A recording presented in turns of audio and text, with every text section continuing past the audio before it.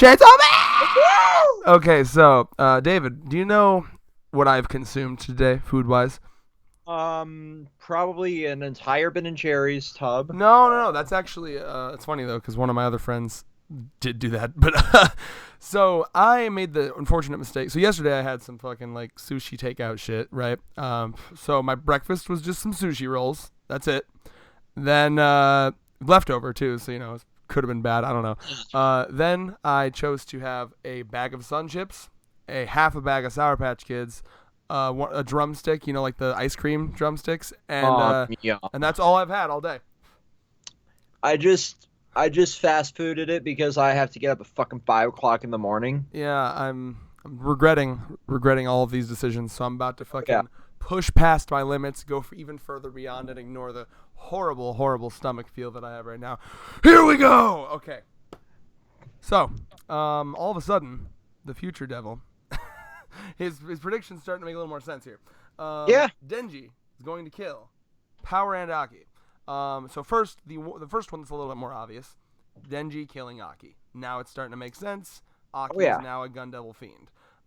Which, by the way, is going to be a sick-ass fight. Like, just that last panel, looking sexy. Holy fuck.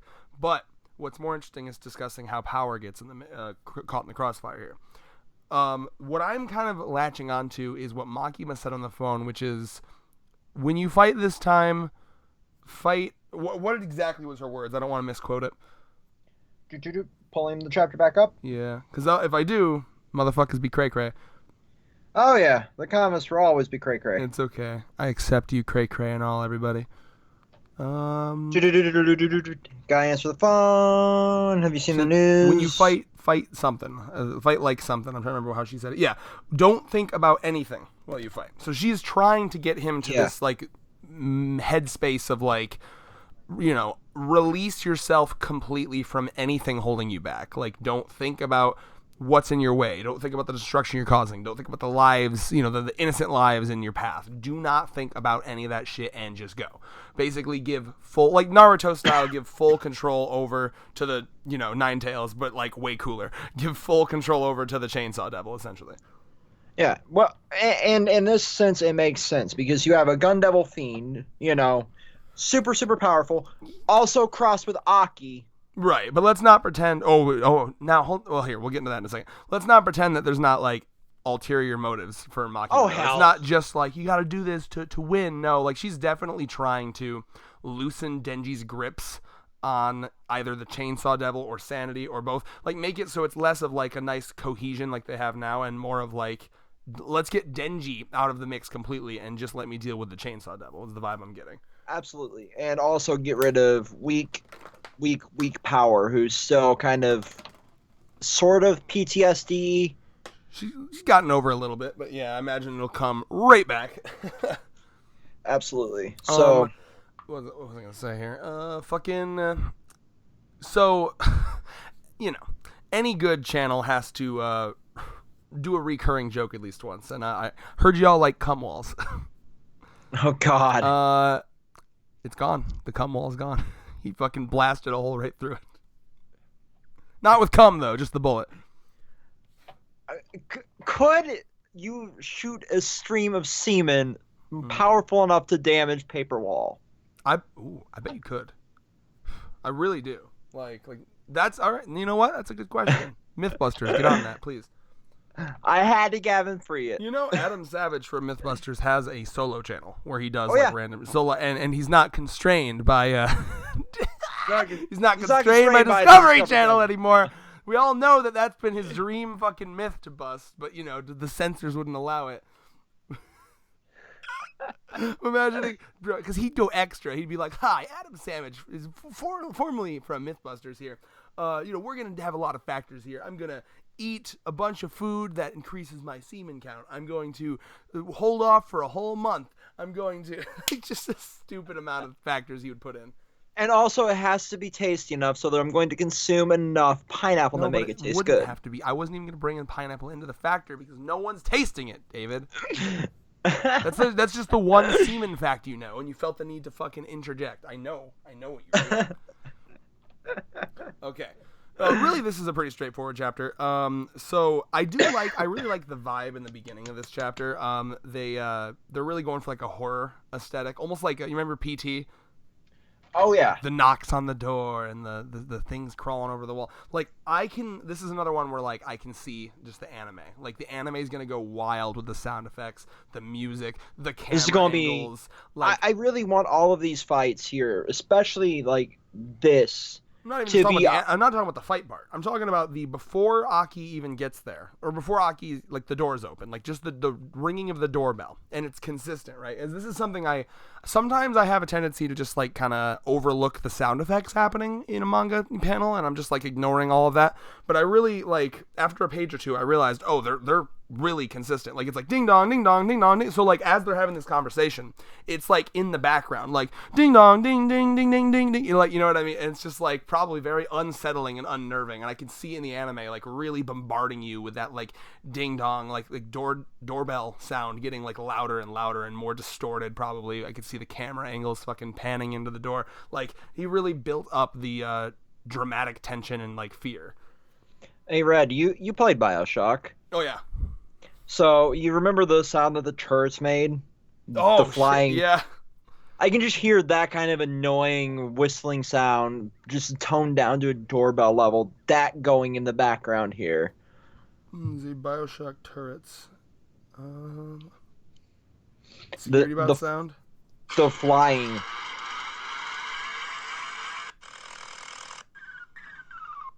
None of these are. What? Like that. None of that is BioShock. The fucking video is called BioShock 1 Security Bot Sound. What the fuck? Lies. Anyway. Yeah, again, not a lot to talk about other than just like I can see now how Denji's gonna end up killing Power and Aki, and because it's fucking Chainsaw Man, it's going to happen. Like there's no getting around it. No, there isn't, sadly. Our padded, freshly bathed, PTSD-stricken waifu is going to die. I know. She's finally becoming waifuable now that she's learning to bathe, and then she's dead.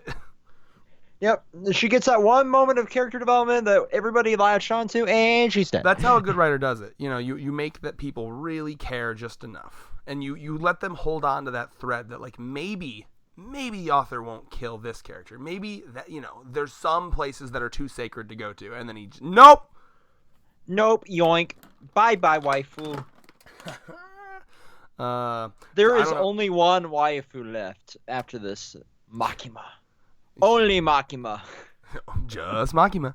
Yeah, I mean, like, is there much more to talk about other than this fight's gonna be fucking awesome? Because like I imagine Denji's gonna go like kind of snap because you know we even have Power, and one of the reasons Power was clearly so confident in the fact that it was Aki is because she can smell, and she even says like that's Aki's scent, and he's like, don't lie to me right now, don't lie to like and like Denji, by the way, there's a moment that I want to give props to. Denji is maturing like a motherfucker. Like obviously we saw this when he was taking care of Power a couple chapters back, but there's a scene here that I love where he basically just like very seriously, no fucking around, no silly Denjiness, just like Power, go take a walk with me, take Meowie now and leave from the balcony. It's just very serious, and he's taking responsibility, he's protecting people he cares about, and like this is coming from the Denji that probably a good, at least even 20 chapters ago would have been like, I don't give a fuck about Power. She can take care of herself. I don't give a, like, what? I'm just going to, bye. I'm going to run. I don't know. Yeah, absolutely. His motivation literally did like go from, I want to squeeze some boobs, I want to get laid, to I have people I care about. And that makes sense because he was in a position in life where he didn't have anyone he cared about, So in a position like that, your motivations would become very superficial base desire things like I want to eat good food, I want to get good puss, I want, you know what I mean, like etc. Yeah, so and honestly from his perspective there is no good or bad puss, there is only just puss. Yeah. Just any puss, please. Yeah, absolutely. So you just happen to meet dump truck ass first. Oh man, when your first ass be a dump truck ass. Would Denji be an ass man after meeting Makima? Would that have been a revelation? I don't think canonically he's ever really discussed ass, so I think we have to peg him as a boob man. Disgusting. It's pretty filth, yeah. The based opinion is to like both equally, in my opinion. No, the base opinion is thigh. Death by thigh. Thighs are good. I think there's a place for midriff as long as you have a nice toned stomach. Yep. Makima has it all, baby. Oh my god. Well, I think we've derailed this long enough. There's really like it is one of those chapters where there's not a lot to talk about. I love the design. I love just the art is great. Oh, there's the one other thing I wanted to talk about was this like this fucking manga is so artsy. Like I don't know if I've ever compared it to like an indie film before, but like it really the way it's directed, the way it's shot, I guess, you know, with your imaginary camera, which is just how he draws. It really does feel like an indie film. You know what I mean by that? Yeah, it's definitely got that feel. Well, this shot here, where this scene where it goes from like Denji, you know, Aki, oh my god, and then it like shows Aki as a child near his like childhood, because that is the same childhood road that we saw them walking down. Yeah, like that's from Aki's childhood there. It definitely does look like the same here. I have a feeling that's what that is, right? So like we see Aki, young Aki, and he's like, oh my god, it's cold. Why am I here? Oh, Denji. Oh, it's a snowball fight. So like what I got from that was, this is where Aki's mind is at the moment. Like, have you ever seen Get Out? I've seen enough of it in clips to. So I keep mentioning Get Out recently because I just recently saw it and it's like the fresh on my mind. In that one, like they would have like people take over people's bodies, and before they do that, they would send the original owner of the body to the sunken place, which is like they do this like hypnosis thing, and then they would still be there and conscious, and like they could basically like they're just riding their body like a pilot, but they can't control it, right? Like so they're still there, but like not fully aware of what's happening, or maybe even fully aware of what I think in Get Out they were fully aware of what's happening, but they just couldn't do anything about it. Whereas here, I'm assuming that this is Aki's mind, what's been happening to it. I think this is his subconscious or conscious in general, and he is in a place like he's probably just in this kind of like simulated like headspace where he thinks he's back home as a kid, just playing around his you know parents' property in the snow. You know what I mean? But he sees Denji and he remembers, oh, I know Denji, he's a friend. And then all of a sudden he's got this thing and he's like, oh, it's a snowball fight. And the second he throws, it's an attack, right? So what's interesting, the vibe I'm getting here is that like he is still in control of like, you know, I don't know. It's interesting. Like I'm trying to figure out how to word this. Like I have a feeling the Gun Devil is obviously controlling Aki's body, but like it seems like Aki is also like moving, but like from his perspective, it's something different. So like, because when he throws the snowball, the shot goes off, right? So it's like, you know, imagine you think you're like having a hallucination and you think that you're fucking like just like tapping someone when really you're throwing a full punch. You know what I mean? Yeah. So like I think that Aki thinks that he's just having a fun snowball fight with Denji, when really the act of throwing that snowball in his mind probably contributed or like subconsciously allowed the Gun Devil to fire that shot. Whereas like if he realizes maybe in this subconscious state that, oh, this is not real, this is not right, and I shouldn't throw this snowball, maybe he wouldn't be able to fully control Aki. Like maybe you kind of have to give in a bit, and in order to give in, they put you in this like simulated thing where you just think you're doing something harmless, like throwing a snowball. Yeah, it's definitely that's an interesting theory here. Just sorry about that noise, by the way. I have a fucking water bottle with a bunch of ice in it. Yeah, I keep bringing up like Tranquility Lane, everything's perfect from Fallout 3, but that's kind of like the vibe I'm getting in his headspace here too. Like everything's fine and dandy. I'm having this nice little friendly snowball fight, like you were saying. And it's so sad to see like small, young, happy Denji or Aki too before like everything went to shit. Yeah, absolutely. It's wild. This manga continues to be like the top of my weekly Shonen Jump. Mm-hmm. Spy X Family, and Dr. Stone now are like my top 3 in weekly Shonen Jump, and Chainsaw Man and Dr. Stone are tied at second place. I cannot fucking wait to own these volumes. Like this is the most rereadable manga I've ever seen in my life, because it's just everything about it. Like there's not a lot of setup. Like there's setup, but it's like such short setup, such effective setup that like it's easy to reread. Whereas like if I was to reread One Piece, unless I was sitting down to do like a whole ass reread, you know, I would be like, okay, let me get to like some good moments. But Chainsaw Man, the whole fucking series is good moments. The whole series is the highlight reel. Yeah. One of my favorite comments on the Why You Should Be Reading Chainsaw Man video, and it sums it up perfectly, this series, And I've compared a lot of this shit in the past, like the Katana Man arc and all that, to like metal. But this commenter, the Brew 3, I started reading this today, and it's like speed metal and old BT or horror movies combined into a manga. Oh, it's amazing. I love when you can find like a sentence to describe something like that just fits so perfectly. Like the best comparison I have to like that is when Made in Abyss is like a Ghibli movie that happens to be rated R. Yeah, and both of those are very accurate descriptions. Like that is if Miyazaki was able to take off all restraints for his movies and just be like, hey, here. Y'all want some animal prolapse? God damn it. Y'all want some fucking broken little girl arms? And by broken, I mean like literally like we're cutting off this girl's arm. Watch Made in Abyss and then read it. Seriously, it's fucking wild. You want this person to be divvied up as like you think currency? Chainsaw Man's fucking like makes you uncomfortable in some scenes? Yeah, it's got nothing on Made in Abyss. No, not to say that. Like quality-wise, I like Chainsaw Man better. But like it's close. I do like Made in Abyss a lot. But like in terms of like shocking body horror, go read Made in Abyss. Yeah. It's insane. Like there are a few series you can describe in a single sentence. And I love it. And that one just got me the other day when I was responding to comments. I know some people used to call Bleach DBZ with swords, but I still think that's oversimplifying it. I mean, it's not inaccurate, but it's definitely better. And that's coming from a DBZ stand. Yeah, because you're adding swords. It makes everything better. And also, like, an actual power system. Very true. With scalability. Yes. Very, very true. Well, anyway, final thoughts for this.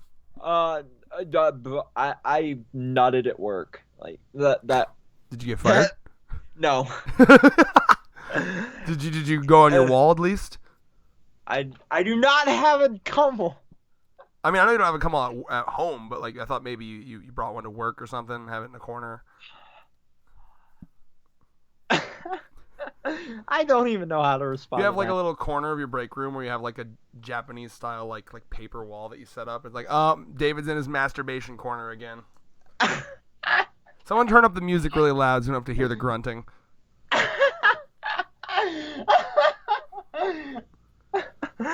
Yeah, oh my fucking god. Similar to how like some places are wanting to set up like safe injection zones for like drug addicts. Like why not have like masturbation corners? Sometimes you can't get through the day with this raging erection, you know. By the way, inclusivity. Women, you can masturbate in the masturbation corner as well. Absolutely. You want to squirt on that wall? Go ahead. Oh God.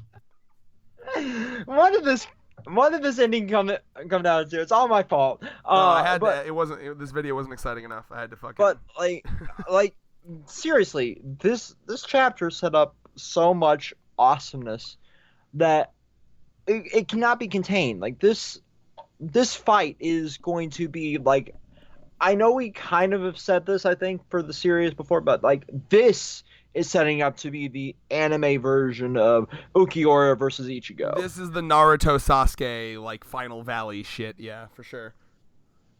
It's going to be heartbreaking and endearing, and Jesus Christ, I hope there's lots and lots of blood. I'm waiting for guts, like a Kingdom Hearts. Who am I going to eat ice cream with now? Moment. Oh God, the one reference you know, the one references he even knows. Yeah, no, I'm serious because like Denji, like Aki became his like first friend. Yeah, and then Power was like his second friend, and then Makima was like his I want to fuck you. And all of them are going to be out of the picture, essentially. Makima's going to be reveal, I don't want to fuck you. And then the other two are going to die. Yeah. And then Denji's going to be like, oh, I lost everything, at once, including my nuts. Well, I wonder, like, I'm trying to think how to put. So, like, with Makima, I've lost all train of thought. I had, like, 3 things I thought of at once, and they all canceled each other out. I short-circuited. Yeah. Like, okay, no, I remember now. I remember. So with Aki, okay, I still am kind of a little sus about like what's going on with this situation here because like Makima had Aki under her control. She said, "Give everything to me." Okay, so like, let's be honest here. Okay, here's what probably happened. I don't think the Gun Devil is alive anymore. I think that fucking huge ass portal bullshit we saw, I think Makima did fucking, maybe not kill, but like subjugate the Gun Devil. I think she fucking beat it into submission and took it over like she did with everyone else, right? I think she is now in control of the Gun Devil, and I think that she, with the control of the Gun Devil, used that to control Aki and make Aki into the Gun Devil Fiend. Fuck. Yeah, because why the fuck? Gun Devil, think about this. Like, just think about it logically for like 3 seconds.